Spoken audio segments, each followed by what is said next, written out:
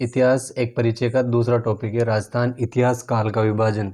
यानी कि जो राजस्थान का इतिहास रहा है, तो जो प्रारंभ से लेकर अब तक जो कालक्रम रहा है उसको किस तरीके से उसको डिवाइड किया गया है ताकि इतिहास को समझा जा सके और उसको अच्छे से जाना जा सके। तो देखो, उसके लिए जो है इतिहास काल के विभाजन को 3 पार्टों में बांटा गया है।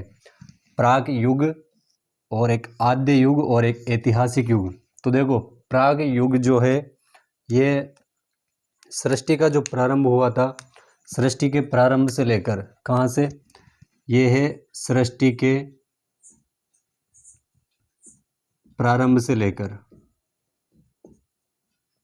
प्रारंभ से कहाँ तक, हड़प्पा सभ्यता।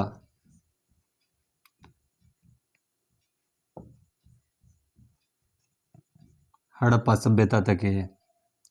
और जो आद्य युग है ये है हड़प्पा सभ्यता से कहाँ तक, 600 ईसा पूर्व, मतलब इसको बोलते हैं बीसी, बिफोर क्राइस्ट, मतलब जो ईसा मसीह का जन्म है उसके 600 साल पहले तक हड़प्पा सभ्यता से, और यहाँ तक। और ऐतिहासिक युग वो है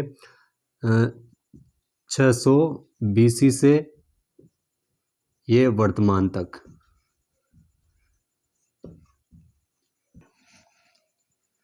ठीक है, तो प्राक युग उसको कहेंगे जो सृष्टि के प्रारंभ से लेकर के और हड़प्पा सभ्यता तक था। और आद्य युग हड़प्पा सभ्यता से लेकर के 600 ईसा पूर्व तक।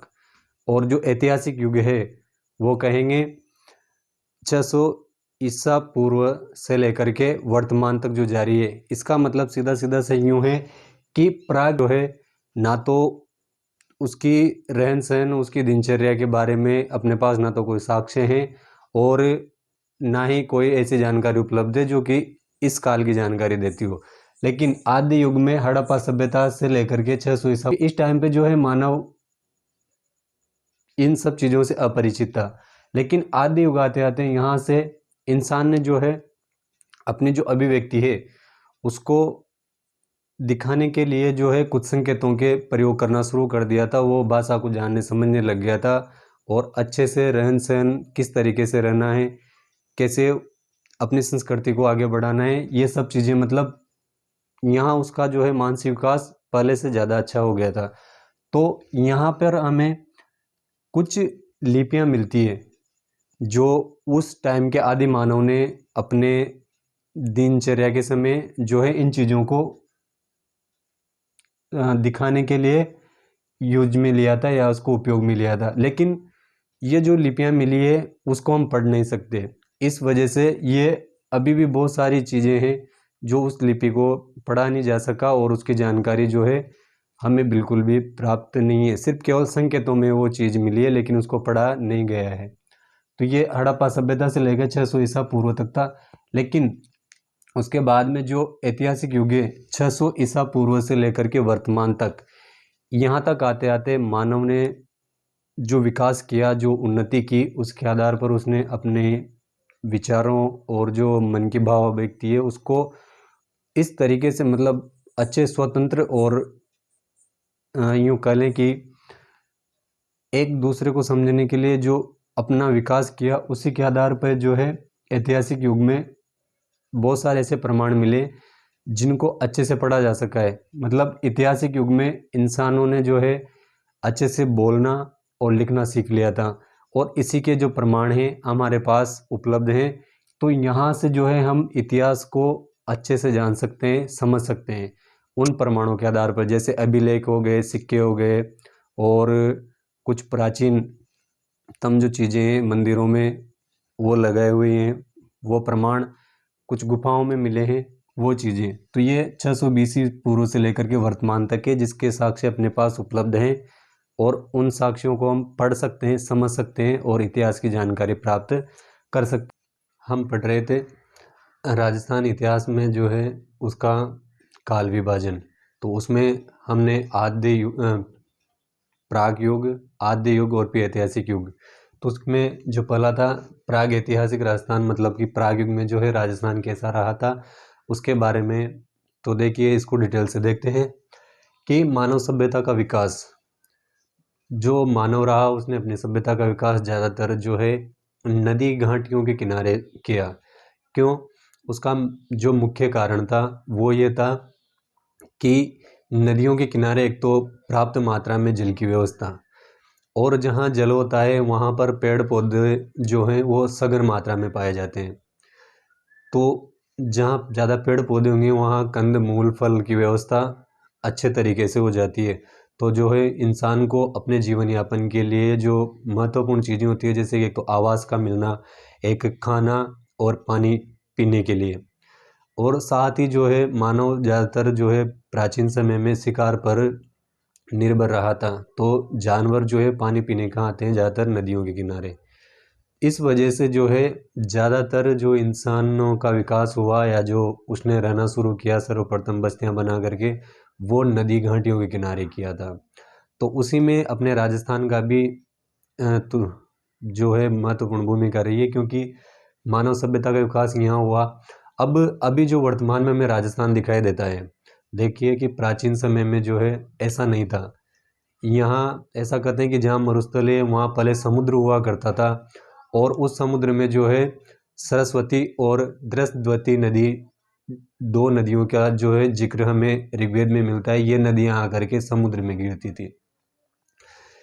इसी का एक उदाहरण कि भाई पहले राजस्थान में समुद्र था नहीं था, रामायण में एक थोड़ा सा घटनाक्रम आता है। जब श्री राम भगवान जो है लंका जा रहे थे, तो उस वक्त जो है श्रीलंका के जो बीच में समुद्र है उस पर सेतु बनाने के लिए, बनाने से पहले की बात है कि राम भगवान ने जो है समुद्र देव से, मतलब सिंधु सागर को बोलते हैं, उनसे विनती की 3 दिन तक। और जब उन्होंने उनको जाने के लिए रास्ता नहीं दिया, तब श्री राम ने अपने धनुष पर एक अग्न्यास्त्र चढ़ाया और उसको चला करके समुद्र को सुखाने लगे। उसी वक्त जो है समुद्र देव उनके चरणों में आकर के गिर गए और उन्होंने जो है माफ़ी मांगी और कहा कि भाई प्रकृति ने जो है सबको अपनी अपनी शक्तियाँ दी है, तो और कुछ नियम है, अगर मैं उन नियमों को तोड़ता हूँ तो ये प्रकृति के नियमों का उल्लंघन होगा। इस वजह से जो है मैं आपको रास्ता देने नहीं आया। आप ऐसा करिए कि आपके जो सेना है उसमें 2 इंजीनियर हैं, कौन कौन? नल और नील। आप उनसे कहिए, वो बहुत अच्छे तरीके से जो है पुल निर्माण का जो कार्य है वो जानते हैं, तो वो मेरे ऊपर से जो है पुल बना करके आपके लिए रास्ता बना देंगे। तब फिर भगवान राम ने कहा कि भाई चलो वो तो ठीक है, पुल बना लेंगे, लेकिन जो ये अस्त्र मेरे धनुष पर चढ़ा हुआ है अग्न्यास्त्र, तो अब इसका मैं क्या करूं? तब समुद्र देव ने कहा कि यहाँ से उत्तर में समुद्र लगता है। देखिएगा रामेश्वरम जो भारत का जो दक्षिणी तट है वहाँ से उस जगह की बात थी, तो वहाँ से समुद्र देव ने कहा था कि यहाँ से उत्तर में समुद्र लगता है, जहाँ पर कुछ राक्षसी प्रवृत्ति के जो है लोग रहते हैं और वो जो है मेरे समुद्र को गंदा कर देते हैं, पानी को खराब कर देते हैं। तो आप ऐसा करिए कि इस अग्न्यास्त्र को वहाँ चलाइए ताकि वो खत्म हो और मेरा जो पानी है वो शुद्ध रहे। तब ऐसा कहते हैं, उल्लेख मिलता है पुराणों में कि राम भगवान ने वो अस्त्र जो है उत्तर दिशा की ओर चलाया और वो अपने राजस्थान में बाड़मेर की तरफ जो है आकर के लगा। तो राम भगवान ने चलाते वक्त कहा था कि जहाँ जा कर के गिरेगा वहाँ यूँ, ये जरूर है कि समुद्र सूख जाएगा, लेकिन वहाँ बहुत अच्छी अच्छी जड़ी बूटियाँ होंगी जो मानव के उपयोग के लिए काम आएंगी और उसकी भलाई के लिए होंगी। तो वो जो बाण छोड़ा उन्होंने अग्न्यास्त्र अपने राजस्थान में आकर के लगा था। तो इसका मतलब कहीं ना कहीं जहाँ पे भी रेगिस्तान है तो वहाँ पहले समुद्र तो था। जैसे भी अरावली है, तो अरावली की जो उत्पत्ति है वो कहाँ से मानी जाती है? अरब सागर से। तो जो लक्षद्वीप समूह है वो अरावली के ही कुछ पार्ट माने जाते हैं। तो इसका मतलब ये जरूर है कि जो प्राचीन समय में समुद्र अपने राजस्थान के यहाँ तक रहा था और कालांतर में जैसे भौगोलिक बदलाव हुए उस वजह से वो सूख गया। तो राजस्थान में पहले समुद्र था, उसमें सरस्वती और दृष्टवती जो 2 नदियाँ हैं, ऋग्वेद में इनका उल्लेख मिलता है, वो आकर के गिरती है। तो राजस्थान में इन्हीं नदियों के किनारे और जो आसपास का भूभाग था वहाँ पर जो है ये मानव सभ्यता का विकास हुआ। मानव सभ्यता का जो उद्भव काल है उसको कहते हैं पाषाण काल। मानव सभ्यता का जो उद्भव काल है उसको पाषाण काल कहा जाता है। पाषाण मतलब पत्थर होता है। और सर्वप्रथम जब इंसान ने पत्थरों से अपना काम लेने लगा तो वो चीज़ पाषाण काल कहलाए। और इसी के 3 कालखंड है। इस पाषाण काल को 3 भागों में बांटा है। एक तो पूर्व पाषाण काल, एक मध्य पाषाण काल, एक उत्तर या नवपाषाण काल। तो देखिए एक चीज़ है, हमेशा से रही है कि जब भी कालक्रम बढ़ता है तो इस रूप में चलती है चीज़ें। मतलब एक बार तो शुरुआत होती है यहाँ से, फिर वो चीज़ अपने सबसे पीक पर होती है और फिर वापस वो उसके डाउन पर चली जाती है। तो पूर्व का मतलब यह है कि यहाँ सर्वप्रथम चीज़ों को जो है मानव ने पत्थरों का यूज करना शुरू किया। फिर मध्यकाल में सबसे ज़्यादा पत्थरों का यूज किया, तो उसके बाद में धीरे धीरे कम हो गया। और यहाँ से उसके बाद में जो है आदमी धातु काल की तरफ, मतलब उसका ध्यान आकर्षित हुआ किसकी तरफ, धातु की तरफ। तो वो हम पढ़ेंगे कि पूर्व पाषाण काल के अपने राजस्थान में कौन कौन सी जगह पर कौन कौन सी चीज़ें मिली है हमें और उपकरण मिले हैं, कुछ साक्ष्य मिले हैं। फिर मध्य पाषाण काल के और उत्तर नवपाषाण काल के ये सब चीज़ें हैं।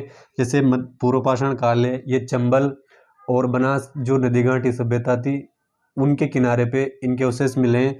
मध्य पाषाण काल के जयपुर के जैसे विराटनगर से और चित्तौड़गढ़ में जो है नदी घाटी सभ्यता, वहाँ से इस तरीके से जो है हमें राजस्थान में और भी चीज़ें मिलती है। तो इन सब को अगले जो टॉपिक है इन एक एक चीज़ को डिटेल से देखेंगे, ठीक है। ये उसका दूसरा टॉपिक चल रहा था राजस्थान इतिहास परिचय में। तो देखते हैं प्राग युग में राजस्थान पूर्व पाषाण काल में जो है कौन कौन से उपकरण मिले और कहाँ कहाँ से मिले थे उसके बारे में देखते हैं कि किस किस ने खोजे और कब खोजे। तो जो पूर्व पाषाण काल था तो जो हमें उपकरण मिले वो क्वार्टजाइट जो पत्थर होते हैं, चट्टानें होती हैं, उनसे बने हुए थे। सर्वप्रथम 1870 में सी हैकेट नाम याद रखिएगा। और कहाँ पे मिले ये, जो इसको एक हस्त कुटार मिला था सी हैकेट को, हस्त कुटार इसको बोलते हैं हैंड एक्स। हैंड एक्स मतलब जो हाथ से चलाने वाली कुल्हाड़ी होती है वो मिले थे। ये कहाँ से मिला था, ये मिला था जयपुर इंदरगढ़ से। कहाँ से मिला था, इंदरगढ़। और जयपुर से भी कुछ चीज़ें इनको मिली थी। उसके बाद में यही चीज़ें सेटन कार को जो है कहाँ से मिली, झालावाड़ से। इसी तरीके के कुछ उपकरण जो है वो मिले कहाँ से, सेटन कार को झालावाड़ से मिले। भारतीय पुरातत्व और संग्रहालय विभाग को ध्यान रखिएगा कहाँ पे, नई दिल्ली में। भारतीय पुरातत्व और संग्रहालय विभाग कहाँ है, नई दिल्ली में। डेक्कन कॉलेज पूना के थे वी एन मिश्र। कौन थे, वी एन मिश्र, वीरेंद्र नाथ मिश्र। इनको भी जो है इन्होंने इस क्षेत्र में काम किया। और राजस्थान पुरातत्व संग्रहालय इसके कुछ अधिकारी थे जैसे रत्नचंद्र अग्रवाल, डॉक्टर विजय कुमार और हरीशचंद्र मिश्रा। इन्होंने भी राजस्थान में बहुत सी जगहों पे खोज की और इस काल के जो है उपकरण प्राप्त किए। बी ओलचिन नाम के एक अधिकारी थे, उनको जालोर से, कहाँ से, जालोर से पूर्व पाषाण काल के कुछ जो है जो उपकरण थे वो मिले। जिले थे अजमेर, अलवर और चित्तौड़, भीलवाड़ा, जयपुर, झालावाड़, जालोर, जोधपुर, पाली और टोंक। ये जो एरिया था ये कहाँ पे थे, यहाँ जो मिले हमें इन जिलों में। ये मुख्यतः जो विशेष थे वो चंबल और जो बनास नदी है, चंबल और बनास नदी। तो इसकी जो सहायक नदियां हैं, इन नदियों के आसपास जो है सहायक नदियां, इन सहायक नदियों के, चंबल और बनास की जो सहायक नदियां हैं उन नदियों के आसपास जो है हमें ये उपकरण प्राप्त हुए थे। अब आगे का जो टॉपिक है वो हम देखेंगे मध्य पाषाण काल। तो मध्य पाषाण काल में देखो कौन कौन सी चीज़ें हैं उसको डिटेल से देखते हैं। हम पढ़ रहे थे कि प्राग युग में जो राजस्थान में जो उसका डिवाइडेशन किया गया था, जैसे पूर्व पाषाण काल, मध्य पाषाण काल और उत्तर पाषाण काल। तो आज पूर्व पाषाण काल हमने पढ़ लिया था अब ये दूसरा टॉपिक है उसका। प्राग युग में राजस्थान पढ़ रहे थे, तो उसमें अगला टॉपिक एक तो हमने पढ़ लिया था पूर्व पाषाण काल। अब जो टॉपिक पढ़ रहे हैं वो है मध्य पाषाण काल। तो जो मध्य पाषाण काल मतलब यूँ है कि जो पूर्व पाषाण काल में तो मानव ने सर्वप्रथम जो है पाषाण मतलब पत्थर को यूज करना शुरू किया था, और उसको यूज करते करते वो जो कालक्रम था वो मध्य में आ गया था। और उसके बाद में है उत्तर पाषाण काल, मतलब यहाँ से जो है कम हो गए थे और आदमी पत्थरों को छोड़ करके धातु की तरफ जो है उसका ध्यान आकर्षित हुआ, और उसने इन चीज़ों को छोड़ करके वो धातु की तरफ बढ़ गया था। तो देखिए मध्य पाषाण काल में जो है लूनी और उसकी सहायक नदियां हैं वो, और जो चित्तौड़ की बेडच नदी घाटी सभ्यता है वो, और एक जयपुर में जगह पड़ती है विराटनगर। यहाँ से हमें कुछ साक्ष्य मिले हैं।